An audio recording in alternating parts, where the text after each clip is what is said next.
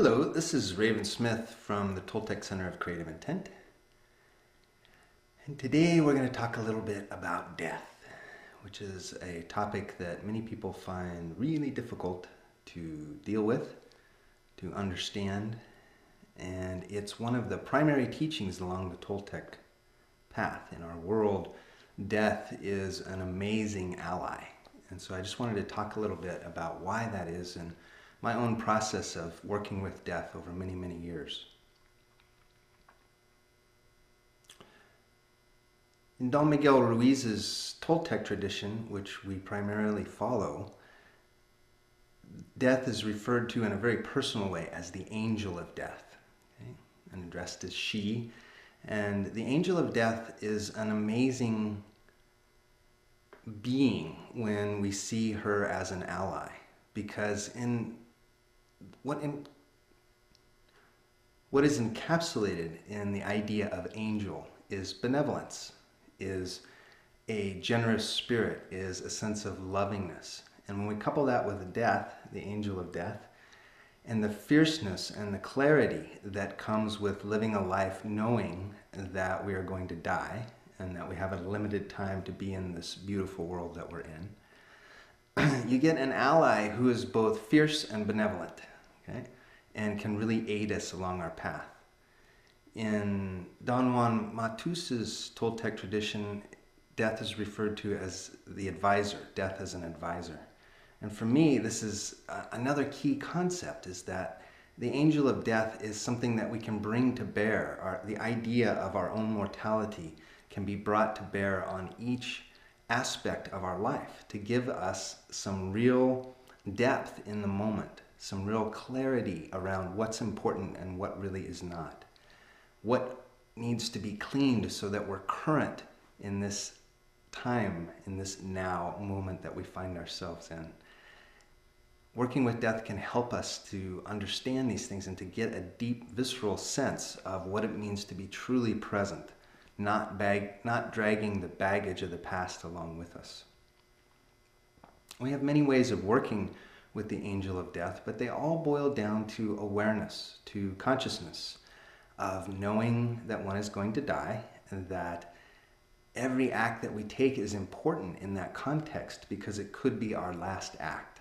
And so it's a spur, a movement towards impeccability, and it's a movement towards presence, towards really being here with what's arising in the moment. Now, in the domesticated dream of the planet, death is seen as the enemy, is seen as something to be avoided and not talked about and ignored, and oh my God, somebody's going to die or they're sick, and we feel this enormous contraction around that, around the thought of death, around the thought of life ending.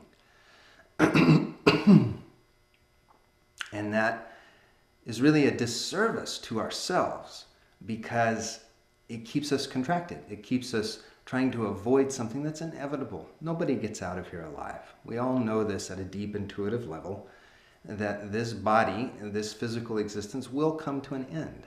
Okay? You can look around in the world at other humans. You can look around at nature and see that there's no doubt about it. You are going to die. Okay? At some point in time, you will cease to exist in the form that you find yourself in now.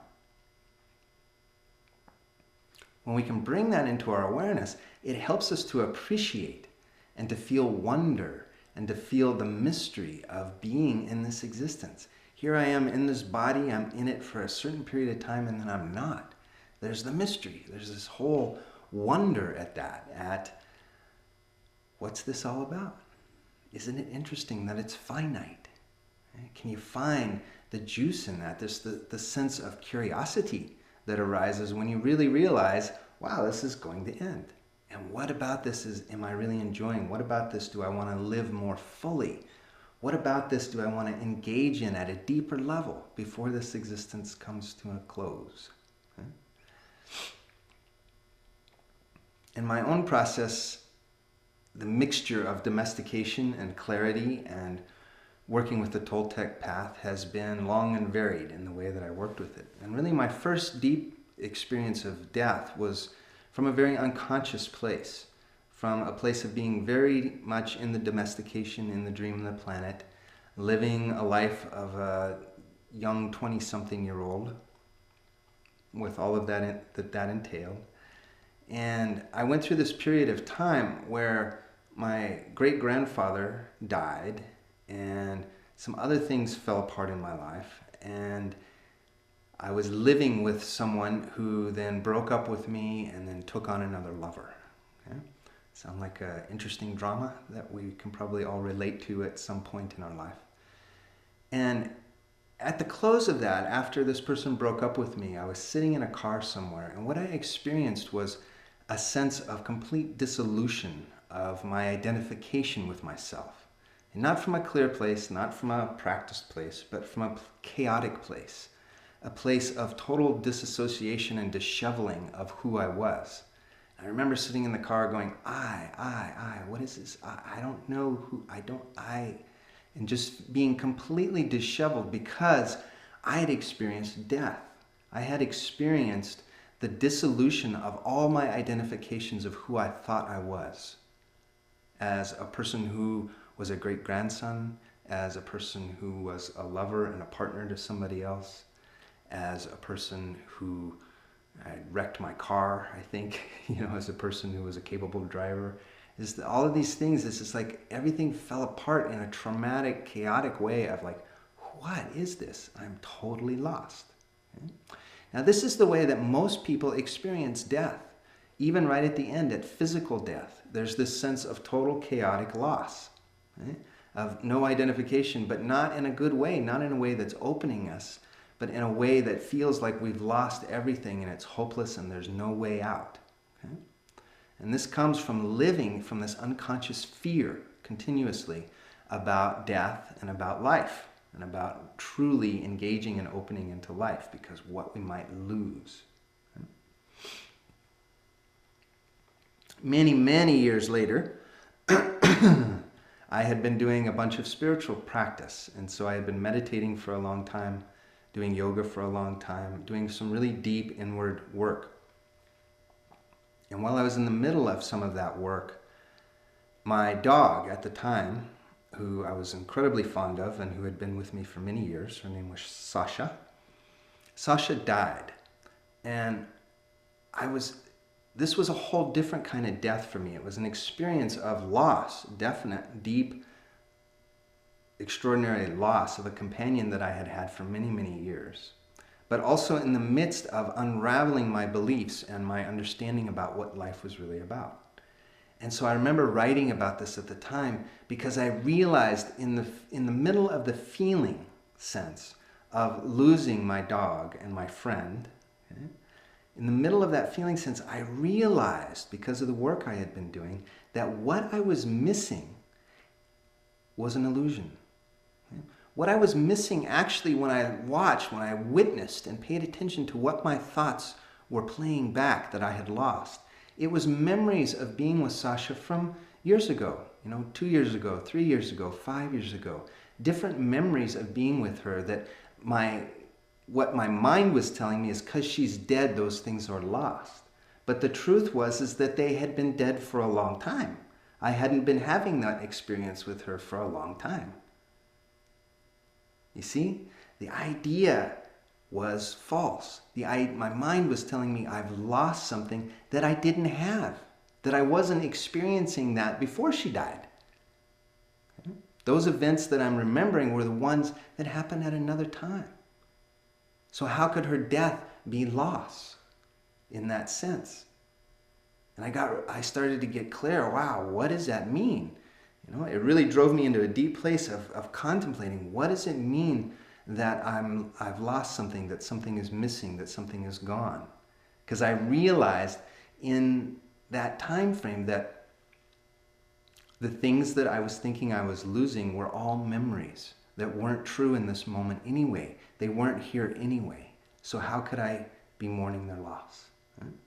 Now, this didn't resolve a lot for me. It didn't bring me to a place of peace and clarity with the situation and with death.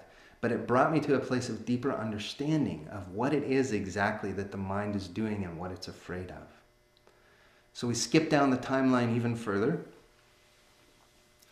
and come to a place where I did a death ceremony as part of one of the processes that we were doing in the Toltec work. And during this time, I let go of identifications, and I let go of identifications. I let go of my thoughts about myself, my beliefs about myself. I went to Teotihuacan, Mexico, and went through the whole initiation process there, which is all about this idea of releasing, releasing, releasing all the different parts of ourselves.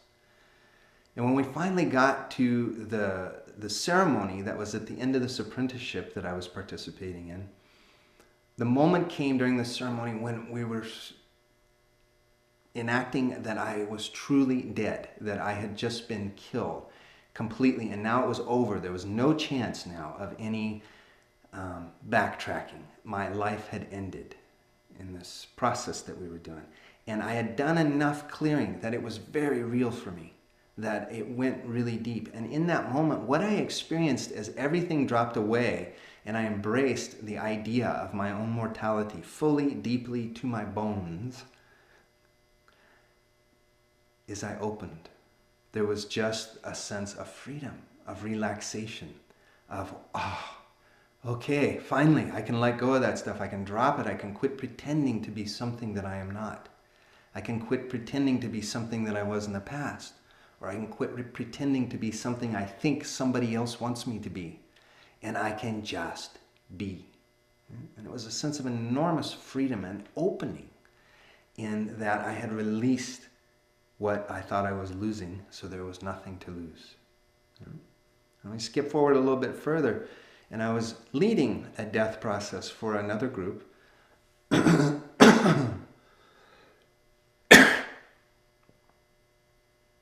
We skip a little bit further forward, and I was leading another process for a group of people who were going through a long apprenticeship around death. And we had been doing a bucket list of things that we wanted to do before they died. And I had gone ahead and done my bucket list along with the group I was leading. And it turned out there was a couple of us, Jai Cross and I, who both had jumping out of an airplane as part of our bucket list. And so he and I made an agreement that we would go and jump out of an airplane together. So on that day, I'm sitting there. We drive up to the place where we have to wait to get on the plane to go and do the jumping out of the airplane. And I'm sitting there, and what I'm feeling is the last moments, the last moments. Now at this point, I've done a lot of work. I've cleaned many times. I've worked with death many times. And so what I'm feeling as it's coming up to this is breath. I'm just breathing. This breath, this breath, this breath. And it's just beautiful, gorgeous sensation of just being engaged with this moment, with my environment, with Jai, with the instructors. We get on the plane and we're riding up, to 10,000 feet as they spiral us up there. And we get to the very top, and it's finally my turn to jump out. And we're doing a tandem thing, and so the guy's leading me up to the door, and then we jump. And that jump was spectacular, breathtaking. Okay, opening, and then we're falling through the sky, and all I can feel is just the wind against me and the opening that I'm feeling as I'm falling towards the ground, towards my potential death in this moment.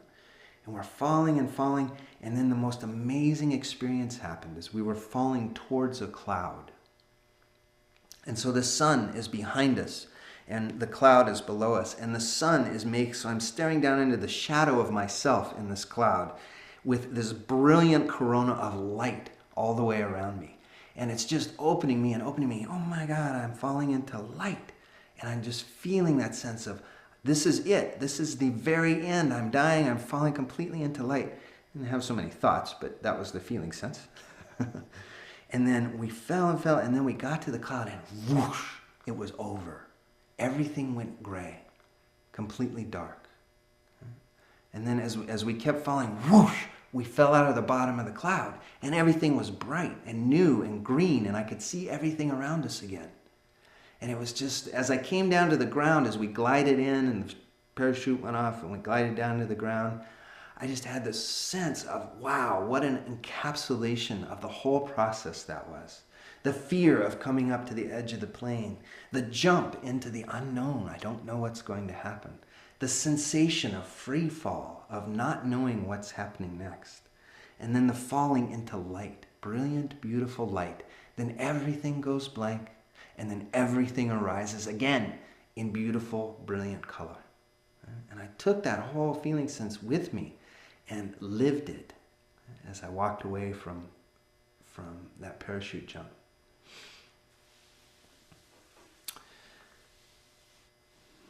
So those are little pathways that we could follow through my life. There's many other stories, but I'm going to leave it at those for now. To understand that when we're working with death, it's a process that we're in. And we're going to go through levels of being able to release, of being able to let go of our identifications. But what I hope to do with the stories I told is inspire you to understand that with each level of letting go, there is an opening. Everything we let go of holding so tightly to creates space. It creates an opening into possibilities, into new things that we've never experienced before, into delights, into wonder with the world around us, rather than contraction and fear about what might happen next. So this is the beauty of working with death, as we learn to embrace the angel of death, not as a morbid, fixated concept on, oh my God, I'm going to die, but as a way of reminding ourselves again and again that we have a short period of time to open. We have a short period of time to experience beauty, wonder, love, light, all of the things that bring us joy and passion and engagement and love with the world. There's a limited amount of time. So how much are we going to waste on fear? How much are we going to waste on closure, on holding to the past really tightly, on creating these ideas that must be held on to? We have to believe this or it's not going to be okay. Closing, closing, closing. How much of our time are we going to spend closing to what is, closing to this moment? And how much of the time are we going to spend opening into the infinite mystery that is here for us to enjoy? So that's the inspiration. And we invite you to come and work with the Toltec Center in all of the different ways that we work. They all include an element of working with the angel of death to bring us that poignancy and joy of being truly present in the moment. So thank you for your time, and I hope that we will see you soon.